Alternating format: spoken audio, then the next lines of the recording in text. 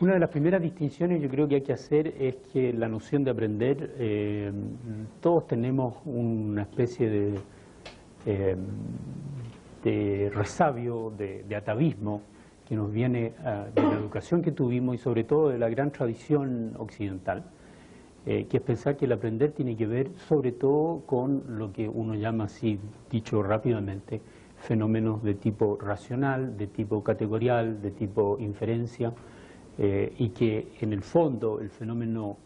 de aprendizaje inserto dentro de lo que es lo cognitivo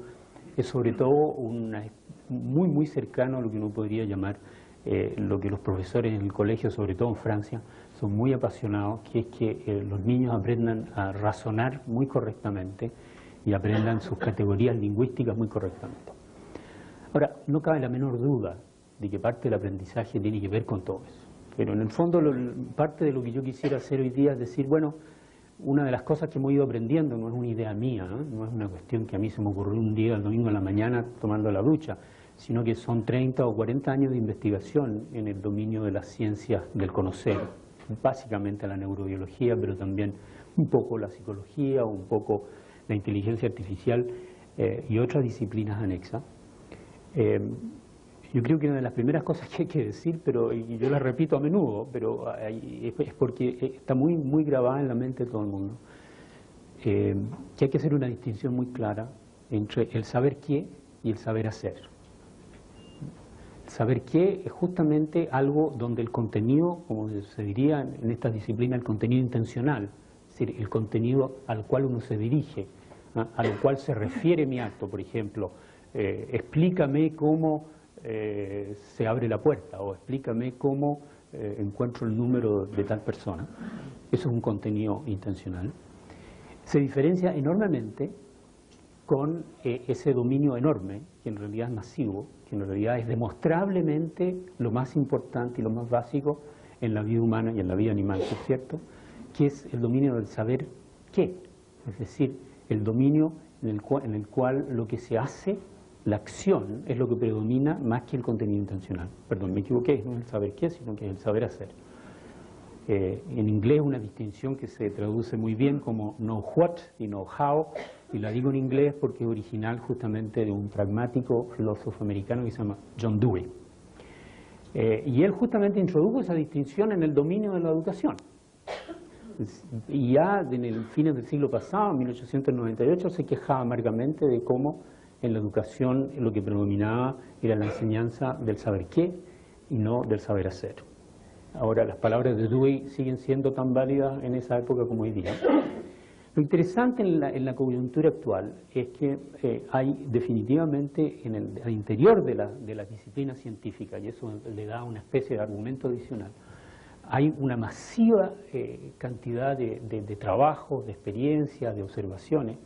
que muestran que efectivamente si uno trata de entender el fenómeno del conocer en general, y en particular el fenómeno del cambio del conocer, es decir, el aprender, como un fenómeno que está fundamentalmente constituido de cadenas de actos intencionales, simplemente no se llega a mucho, se llega muy poco, se llegan a explicar cosas muy circunscritas, fenómenos muy locales. Hay un tono emocional y eso también pasa, ¿no es cierto? Uno vive en esas cosas, uno vive en esos modos en que el cuerpo y la experiencia se manifiesta, que están como preconstituidos. Estamos allí como lanzados en ese universo de planos de experiencia que son, de vez en cuando, uno los puede reflexionar y reconstituirlos como contenidos intencionales y tú puedes decir, no estoy de acuerdo. Entonces ahí uno para un poquitito esa especie de flujo. Entonces lo que me interesa es que ustedes pongan atención a que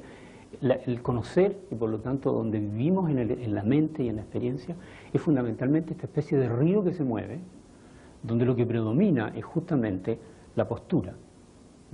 la atención, el tono emocional. Muy importante, y vamos a volver sobre eso, la presencia del otro. Y que esa base, yo digo, es lo que las ciencias cognitivas, la neurociencia ha ido descubriendo lentamente, es decir, en el fondo, el eslogan que tal vez yo les podría dar para que aclaremos este punto es el siguiente: la mente, la experiencia, no está es la cabeza. La vida humana tiene esa curiosa capacidad de ser completamente descentrada, y esa es una palabra que me interesa que señalemos bien. No está localizada como una especie de proceso que existe en algún lugar que típicamente se ubica por aquí en la cabeza, sino que está descentrada. Es una concurrencia de muchos flujos, de lo emocional, de lo postural, de lo relacional, que van cada uno en una especie de flujos cambiantes constantemente. Por lo tanto, la primera cosa es que el know-how es simplemente y completamente la manifestación de ese flujo permanente. Entonces, frente a eso, la primera cosa, cuando uno se pregunta de cómo aprender, la respuesta es evidente. La primera cosa que hay que aprender es que eso está ahí y cómo está ahí. Es decir, hay que ser capaz de recuperar el saber cómo el saber hacer se da. Lo digo de otra manera, hay que aprender a darse cuenta, a tener una conciencia, hay que darse cuenta, hay que poder incorporar en la reflexión y el análisis todo ese dominio del fenómeno, que de otra manera se nos escapa completamente. Entonces, por ejemplo, visto desde el punto de vista de la educación, es evidente que hay un entrenamiento, por ejemplo, que darle a los niños, que es un entrenamiento dirigido a esa área, al área de lo emocional, de lo que es la instancia del saber hacer corporal, del dominio de lo que son las intuiciones y de los flujos y de lo que uno podría llamar también los procesos preconceptuales o prenoéticos, precategoriales, que es como la montaña donde se manifiesta el iceberg. Por eso digo yo, la mente, es decir, entendida como lo genérico que es la mente, no está en la cabeza, está distribuida primero que nada en el cuerpo, porque también pensamos con el cuerpo, pensamos en el cuerpo, pensamos de una manera que no es de pedazos conceptuales. Y segundo, es el otro parte de este aforismo, la mente no está en la cabeza, tampoco el saber y el conocer tiene que ver con un proceso de ir a agarrar lo que está en el mundo como si fueran pedazos de información. Es decir, el saber hacer es lo mismo, el mismo fenómeno que el hecho que los que nos aparecen en el mundo, las caras, las sillas, los objetos, las preferencias, los rechazos, son cosas que son constitutivamente dados desde ese flujo de conciencia, que yo no las escojo, que yo no soy un sistema pasivo como un sistema informático, que van a recoger información y representárselo en la cabeza, sino que es un proceso en el que todo lo que tiene sentido, todo lo que tiene contenido, todo lo intencional,